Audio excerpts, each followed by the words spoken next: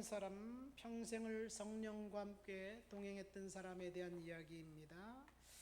마가복음 1장, 2장에 보면 기다리는 사람들의 이야기가 나옵니다. 우리가 읽은 시므온 할아버지뿐만 아니라 그 뒤에는 안나라는 할머니가 나옵니다. 그 앞에는 엘리사벳과 사가랴라는 제사장 부부가 나오고 또 그 바로 뒤에는 요셉과 마리아라는 두 부부가 나옵니다. 이렇게 기다리는 사람들 오랫동안 기다렸습니다. 그리고 기다림의 끝은 하나님께서 그들의 기다림을 응답이 있었고, 그리고 이 하나님의 능력을 경험했습니다. 특별히 오늘 우리가 읽은 시몬과 같은 경우 그냥 기다리는 것, 수동적으로 아무것도 하지 않고 기다린 것이 아니라 매일 성전에 들어가서 하나님 앞에 기도했습니다. 오늘일까? 아마 오늘일 거야. 기다렸습니다. 오늘이 아니네? 또 그 다음날 또 오늘일까? 그리고 평생을 기다렸어요. 여러분, 만약에 여러분들이 그런 상황이라면 절망이 안 올까요? 그러니까 시몬 할아버지는 상황이 절망적인 상황임에도 불구하고 절망에 이끌림 받지 않고 성령의 이끌림을 받았다, 그렇게 이야기하고 있습니다. 오늘 말씀 보세요. 성령이 그 위에 계셨다, 25절, 26절 성령의 지시를 받았다, 27절 성령의 감동으로 성전에 들어갔다. 여러분, 시므온은 날마다 성령과 함께 동행했던 사람들입니다. 여러분, 저와 여러분들이 성령과 동행하면 우리의 상황이 아무리 절박하고 열악한 상황일지라도 끝내는 믿음으로 승리하게 될 줄을 믿습니다. 끝내는 시므온 할아버지는 하나님께서 말씀하신 그 상황을 자기의 눈으로 목격합니다. 아기 예수가 그 부모의 손에 이끌려 예루살렘 성전에 들어오는 것을 보면서 이제 되었다, 하나님께서 나를 이제 평안한 곳으로 인도할 것이다, 그렇게 얘기합니다. 여러분, 중요한 것은 상황에 따라서 우리가 절망할 수도 있지만 우리 믿음의 사람들은 절망에 이끌림 받는 사람이 아니라 성령의 이끌림 받는 사람이 되어야 될 줄 믿습니다. 절망은 아마도 인간이 영혼이 짓는 죄 가운데 가장 큰 죄입니다. 절망이 우리를 한번 휩싸고 절망이 우리를 한번 공격하면 그 누구도 거기서 헤어나올 수가 없습니다. 성령의 능력만이 우리는 어둠에서 나올 수가 있어요.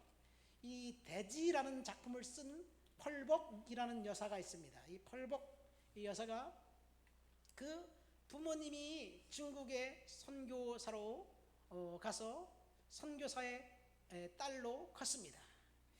MK로 컸습니다. 이 중국 그 청나라 말기에 중국에 백인이 가서 산다고 생각을 해보세요. 환경이 좋았을까요? 근데 어느 해인가 극심한 가뭄이 찾아왔어요. 땅이 쩍쩍 갈라지고, 그리고 비 한 방울 오지 않고, 그래서 모든 농사들이 다 이제 그의 농사는 망치게 되었습니다. 마침 아버지는 집을 비우고 없었어요. 어머니와 어린 딸 펄벅 여사 둘이 있었습니다. 근데 그 마을에 그 무당이 점을 쳤는데 알고 봤더니 이렇게 날씨가 가뭄이 들어서 비가 오지 않는 이유는 그 마을에 살고 있는 백인 그 부부가 그 마을에 있는 신을 분노하게 했기 때문에 사람들이 그 마을에 비가 오지 않았다고 그런 이야기를 퍼뜨렸어요. 그런 이야기를 들으니까 그 마을 사람들이 이 펄벅 여사 그 가정, 선교사 가정, 백인 부부에 대해서 이제 분노하기 시작했습니다. 그래서 어느 날 밤 모든 주민들이 폭도가 되어서 그 집에 쳐들어올 기세였어요. 이 소식을 들은 펄벅 여사 어머니가 딸에게 이렇게 이야기합니다. 얘야, 문을 활짝 열어놓고 찻잔을 꺼내고 그리고 차를 끓여라. 그리고 케이크를 굽고 과일을 접시에 담고 맛있는 음식과 차를 진열해 놨어요. 잠시 후에 마을 사람들이 여기저기서 웅성웅성거리고 옵니다. 마을 사람들이 생각하기를 이 집이 굳게 닫혀 있고 그리고 이 대문을 부수고 담을 띄워놓고 들어갈 기세였는데 가보니까 의외의 환경이 벌어진 거예요. 대문은 활짝 열려 있고 문이란 문은 모두 다 활짝 열려 있어요. 그리고 그 마루에 과일과 차와 케이크가 준비되어 있는 거예요. 어린 펄벅은 그 마을 그 마당 그 마루 저쪽 구석에서 너는 여기서 장난감을 가지고 놀아라. 그리고 펄벅 여사 어머니는 소파에 앉아서 뜨개질을 하고 있었습니다. 사람들이 그 광경을 보니까 깜짝 놀란 거. 아니, 제가 뭐 하는 거야? 사람들이 들어오자 어서 오세요. 잘 오셨습니다. 기다리고 있었습니다. 여기 차를 한 잔 드시고 케이크도 잡수시고 그리고 과일도 들고 가세요. 이렇게 얘기하니까 이 사람들이 어리둥절해하고 와서 차 따라주니까 차 한 잔 마시고 과일 먹고 케이크 먹고 그리고 갔어요. 이 사람들이 그것을 먹으면서 그 어머니 백인 여성을 보고 특별히 그들의 눈에 띄어들은 것은 저쪽에서 장난감 갖고 놀고 있는 어린 꼬마 백인 여자아이였어요. 천진난만하게 놀고 있는데 그 아이를 차마 공격할 수가 없었던 거예요. 한참을 바라보더니 사람들이 한 명씩 두 명씩 돌아갔습니다. 훗날 펄벅 여사에게 어머니가 이렇게 이야기합니다. 그때 그 두려움을 이야기하면서 상기하면서 생각하면서 도망갈 곳이 없는 막다른 골목이 아니었다면 나는 그런 용기를 내지 못했을 것이다. 그런 이야기를 했대요. 여러분, 이 여성의 체험이 그 중국에서의 체험이 대지라는 소설에 나와 있습니다. 중요한 것은 우리가 두려움이 우리를 엄습했을 때 도망갈 곳이 있고 그리고 해결될 것이 있다면 우리는 충분히 그것으로 해결하려고 합니다. 그런데 제가 유학 시절에서도 경험한 거지만 나에게 옵션이 없고 초이스가 없고 내가 선택의 여지가 없는 게 그것이 나에게 불행이지만 결국 나에게 행복이더라고요. 선택의 여지가 있으면 우리는 우리의 머리를 굴려갖고 이걸 어떻게 해야 될까? 몇 푼 있는 돈 가지고 어떻게 투자를 할까? 뭘 할까? 근데 돈이 없으면요 아무것도 할 수가 없어요. 아무것도 할 수 없을 그 순간이 되면 인생은 비참하지만 하나님이 일하는 시간이라는 사실을 믿으시길 예수님의 이름으로 축원드립니다. 제가 아까 잠깐 간증 얘기를 했잖아요. 유학 시절에 돈이 없어서 쩔쩔면 제가 해마다 9월달이면 진짜 힘들었어요. 학비 내야 되죠. 그 다음에 자동차 그때 9월달에도 자동차 보험을 또 들어야 돼요. 자동차 보험이 비싸요. 그 다음에 내 생일도 있어. 해마다 9월달이면 정말 힘들었는데 지금 생각해보면 교회에 가서 기도하는데 기도도 안 나와요. 기도를 내가 하면 성도들 옆에서 내가 기도하면 돈 달라는 기도잖아요. 그러면 저 전사가 저기 돈 달라고 나한테 얘기하는 건가 이런 생각을 할 것 같아가지고 기도도 안 나와요. 그냥 가서 그냥 울다만 오는 거예요. 지금 생각해보면 하나님이 인도하셨어요. 하나님이 하셨어요. 어느 날 대만에서 온 한 형제가 나한테 전화를 했어요. Hey David, you have money? 나 학교 등록했냐? 아니, 안 했어 아직. 어떻게 할 거냐? 하나님 주실 거야? 그랬더니 그 친구가 600불을 써주고 하는 거죠. 600불. 600불이 큰 돈이잖아요. 60만 원이니까 600불 써주고 하는데 그날 저녁에 그 친구가 전화가 왔어요. 너 그 통장에 넣냐? 아직 안 넣었다. 넣지 마. 기분이 갑자기 좋았단 말이지. 왜 넣지 말려냐? 그 다음날 자기가 오겠대. 그래서 만났어요. 자기 와이프한테 내가 데이비드한테 600불을 줬다. 그랬더니 와이프가 화를 냈대요.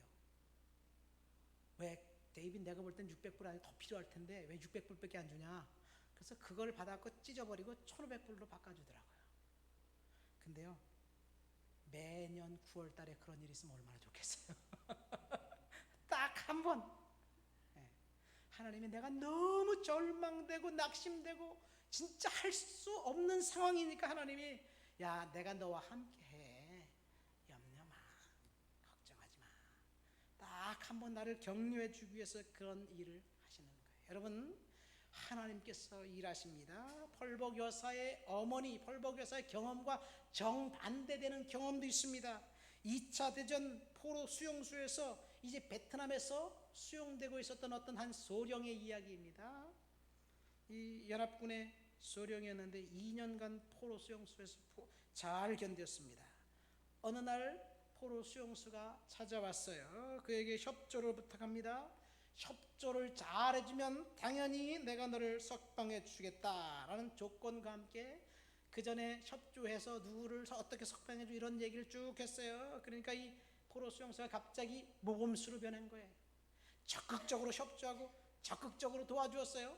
근데 나중에 알고 봤더니 이 간수가 자기한테 거짓말을 한 거예요. 완전히 속았다는 생각을 이제 깨달은 거예요. 그러자 그는 아무 일도 할 수 없었습니다.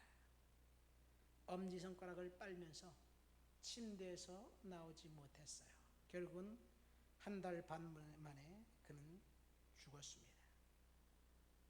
이 희망이 사라지니까, 기대했던 희망이 사라지니까 죽음이 찾아온 거예요. 그러니까 희망을 포기한 순서대로, 희망을 잃어버린 순서대로 사람들은 죽게 돼 있는 거예요. 누가 얘기했냐? 빅터 프랭클이라는 그 정신과 의사, 나치 수용소에서 생존한 몇 명 생존자 중 한 사람이 그 수많은 사람들이 죽어가는 모습을 보면서 깨달은 거예요. 여러분, 우리가 희망을 잃어버리면 그것은 죽음입니다. 오늘 본문 말씀 보세요. 시므온 할아버지가 평생을 기다렸습니다. 매일마다 한마디로 꽝이었어요. 그럼에도 불구하고 그는 절망하지 않았던 이유는 성령께서 그 사람의 마음을 꽉 잡아주셨기 때문에 그렇습니다. 믿습니까? 성령께서 저와 여러분들의 마음을 잡아준다면, 성령과 함께 한다면 저와 여러분들은 어떤 상황, 절박한 상황일지라도 우리는 이길 수 있습니다. 그래서 시므온 할아버지처럼 성령의 이끌림 받는 그런 저와 여러분들이 되시길 예수님의 이름으로 축원드립니다. 우리 말씀을 생각하면서 다 같이 통성으로 기도합니다.